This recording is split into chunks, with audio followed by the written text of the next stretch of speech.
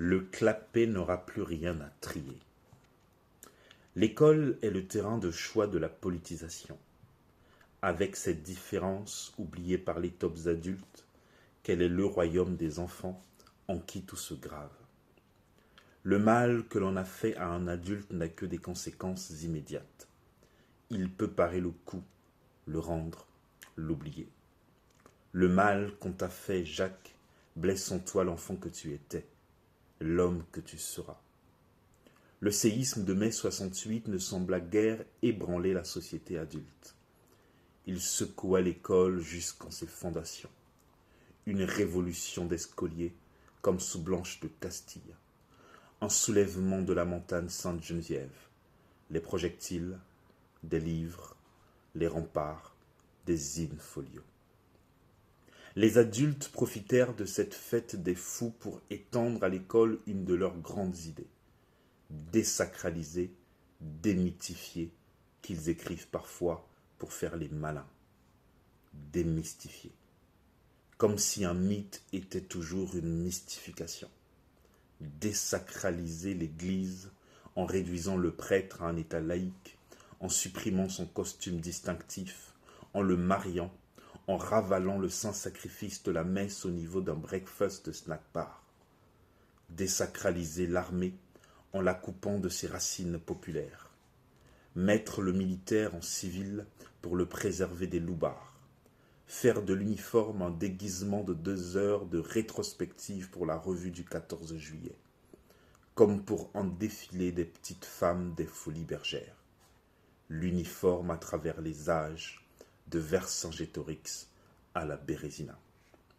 Désacraliser la justice.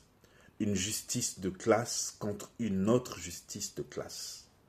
Désacraliser l'amour par l'éducation sexuelle. Piston et clapet.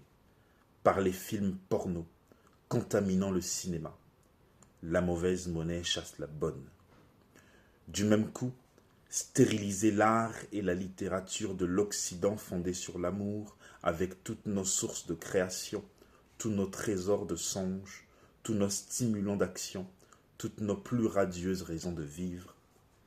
Désacraliser l'école sous le prétexte hypocrite de l'ouvrir au monde. Comment les tops adultes auraient-elles épargné ce sanctuaire de l'homme futur après avoir détruit celui de Dieu? Voilà comment résonnent les tops aveugles. L'école-temple, sanctuaire du recueillement, fermé aux rumeurs du monde, convenait à une époque lointaine, proche de la Gaule rurale, cheval et lampe à pétrole. L'école bourgeoise formait des élites par la sélection qui perpétuait son règne. Aujourd'hui, nous sommes au temps des masses, c'est-à-dire de la démocratie. Tous les enfants de toutes les classes sociales vont à l'école jusqu'à 16 ans. Égalité des chances. Plus de sélection. Cet afflux prodigieux de la population scolaire exige de nouvelles méthodes. La chute des tabous, la libération de la femme, l'affaiblissement de la phallocratique royauté du père. La majorité à 18 ans en mûrit prématurément les jeunes. On doit leur accorder des libertés impensables jadis. Nous sommes à l'ère des médias. L'école ne peut pas rester un îlot fermé. Elle est submergée par la marée des informations. Presse, radio, télévision. On n'appelle plus le pédagogue le maître, mais l'enseignant. Je suis maître de moi comme de l'univers, disait Auguste dans la tragédie de Corneille. Ton enseignant Jacques n'est plus maître de toi, ni de lui, ni de l'univers. Tout conteste sa maîtrise. Ton indiscipline, l'absence de toute contrainte, il chemine à dos d'âne, dépassé par des fusées, inadaptation de son savoir au monde moderne, enfoncé en clou rond dans un trou carré. Jadis, on reconnaissait le savoir du maître.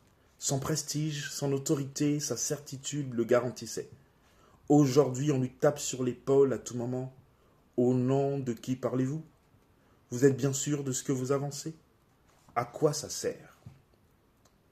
Les vrais maîtres sont des mecs marrants qui font des shows ou des émissions de jeux à la télé, des mecs vachement gonflés qui participent au débat, des dossiers écrans, les voyageurs montrant les images de leurs explorations dans les glaces du pôle ou dans les forêts de l'Amazone, le commandant Cousteau, l'Ulysse de l'Odyssée sous-marine parmi les poissons, les reporters qui se faufilent entre les balles pour filmer les coups d'État, la déclaration de Phèdre à Hippolyte paraît fade à côté de Thierry le Luran, ouvrant l'école au monde, pour en faire le carrefour de tous les courants, la caisse de résonance de tous les bruits, le tremplin de tous les élans de créativité.